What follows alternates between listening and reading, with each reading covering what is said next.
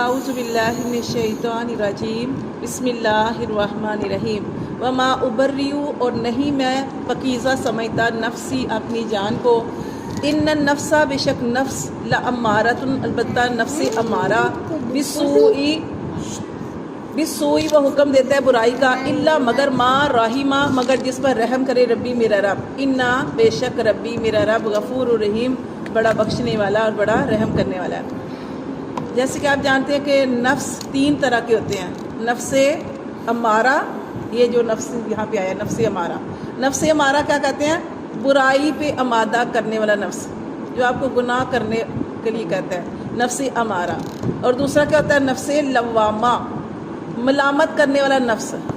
آپ کوئی کام غلط کرنے لگے ہیں یا کر لیا یا کرنے لگے ہیں تو آپ کو روکنے والا، اس کو کہتے ہیں نفس لوامہ، ملامت کر رہا ہے آپ کو، ملامت کرنے والا، تم یہ کام کرو گے یا تم نے یہ کام کر دیا، نفس لوامہ۔ اور تیسرا ہوتا ہے نفس مطمئنہ، سورۃ الفجر میں آیا ہے، سورۃ الفجر میں آیا نا وہ، اس کے نفس مطمئنہ، یہ تین نفس ہوتے ہیں، ٹھیک ہے۔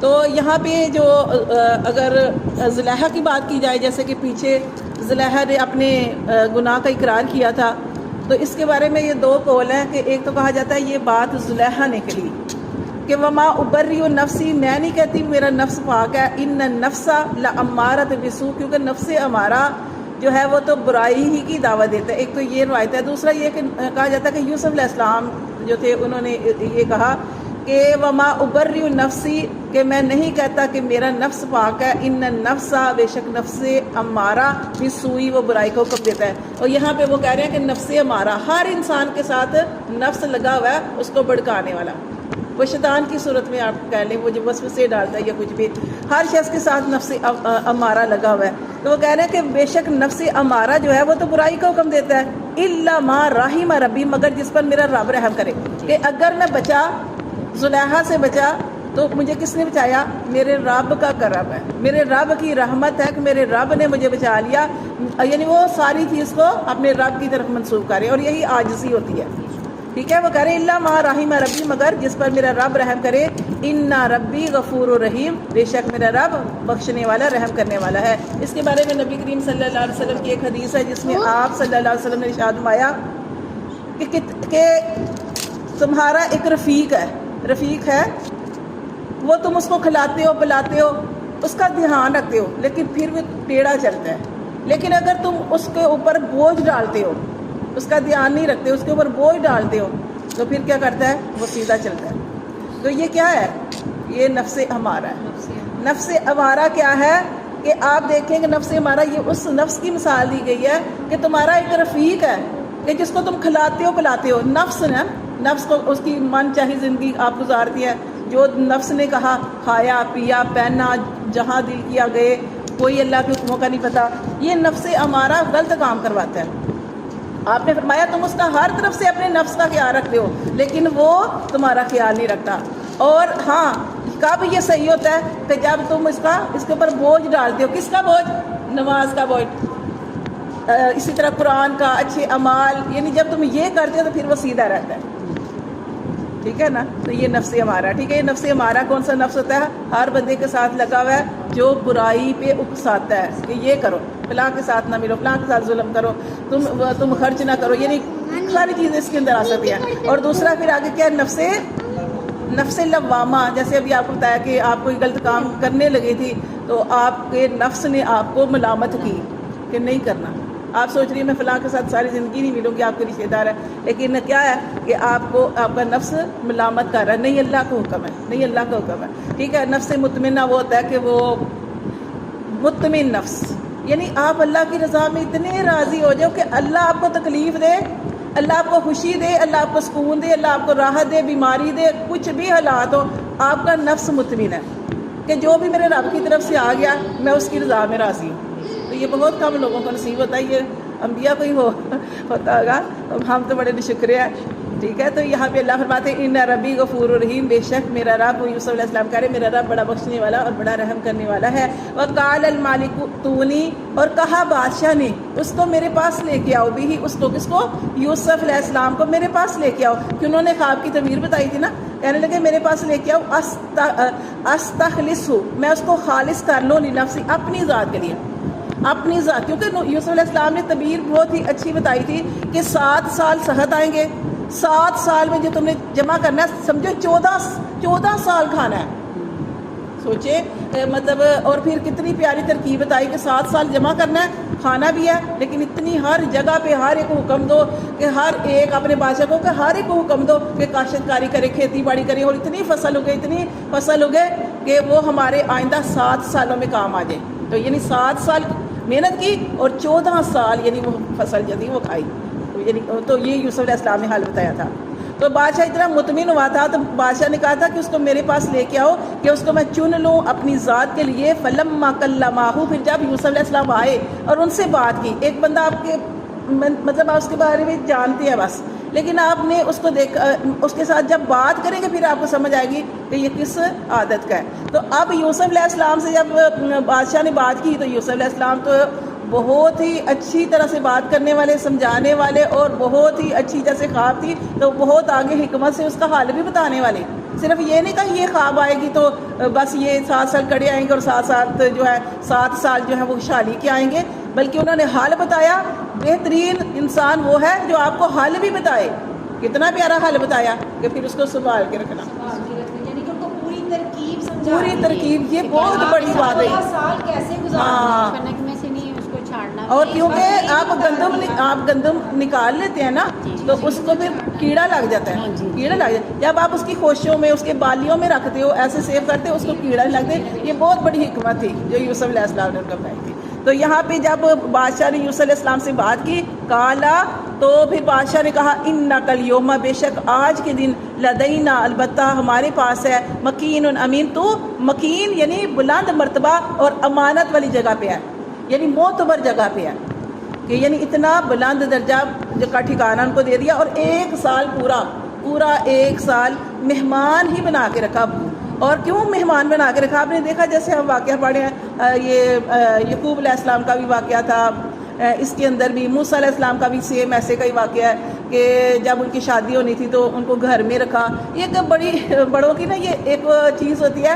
پہلے لوگ ایسے ہی اندازے لگایا کرتے تھے، کسی کو اپنے گھر میں رکھ کے 1 سال کے لیے 6 مہینے کے لیے رکھ کے تو اندازے لگاتے تھے کہ اس کی ساری چیزیں واضح ہو جائیں، ہاں، کمالات، خوبیاں جو ہے ساری واضح ہو جائیں. موسیٰ علیہ السلام کے ساتھ بھی ایسے کیا گیا، شعیب علیہ السلام نے ایسے کیا.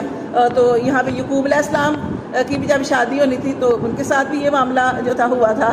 تو پھر ان کی شادی ہوئی تھی کیونکہ جان لے. اب یہ یوسف علیہ السلام کو بھی 1 سال بادشاہ نے اپنے گھر میں رکھا تاکہ ان کی اور زیادہ کمالات، خوبیاں، ساری چیزیں جو ہے واضح ہو جائیں.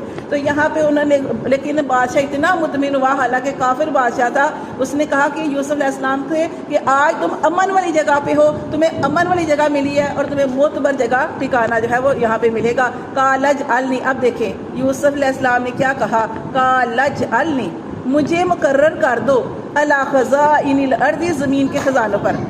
دیکھیں اب یہ ایک چھوٹی سی بات ہے نا، یہاں پہ آئی ہے کہ یوسف علیہ السلام نے کہا کہ مجھے زمین کے خزانوں میں سے مقرر کر دے، ان کے اوپر مقرر کر دے.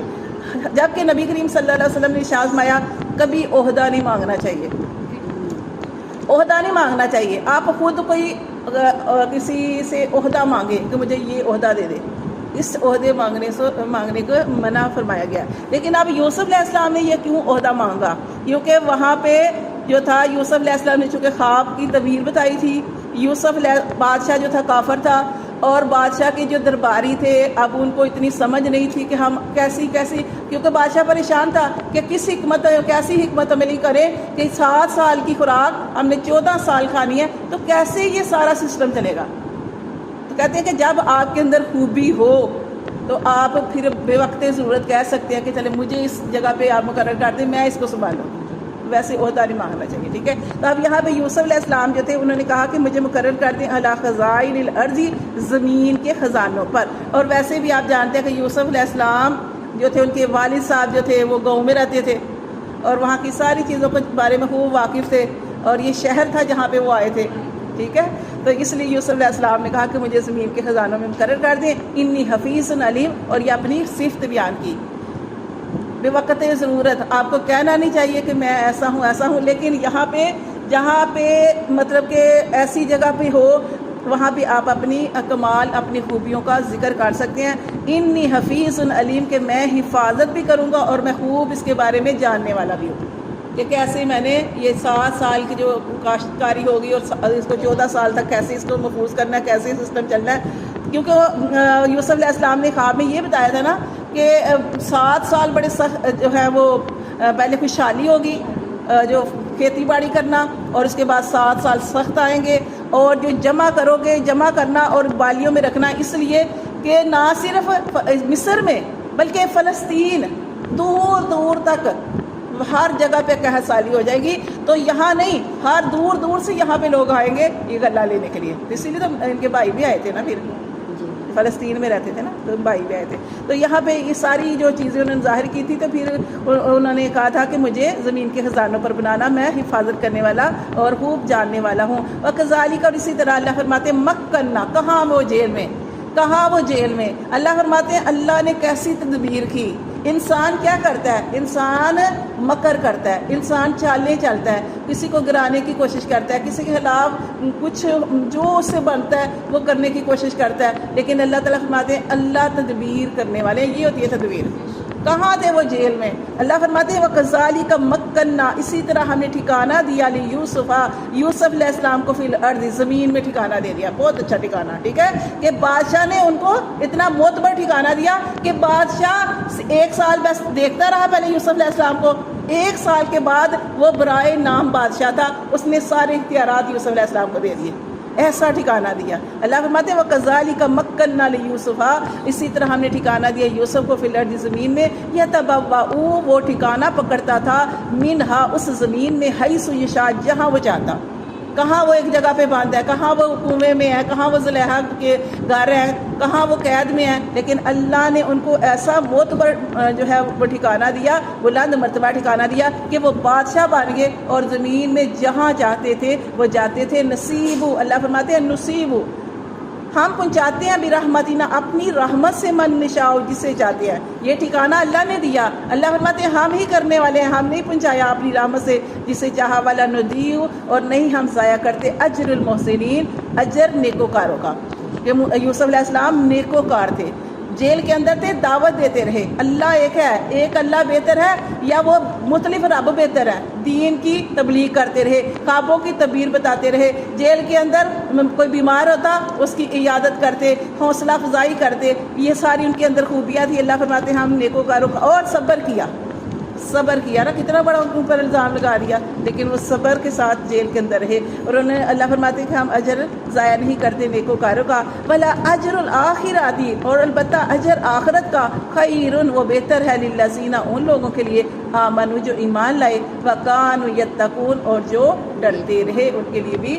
آگے یہ نہیں کہ صرف یوسف علیہ السلام کے لیے، بلکہ اللہ تبارک و تعالیٰ نے فرمایا کہ جو بھی ایمان لایا اور اچھے عمل کیے، اللہ فرماتے ہیں دنیا میں بھی اجر ہے اور آخرت میں بھی ان کا اجر ہے، لیکن شرط کیا بتائی کہ ایمان ہو اور اللہ سے ڈرنے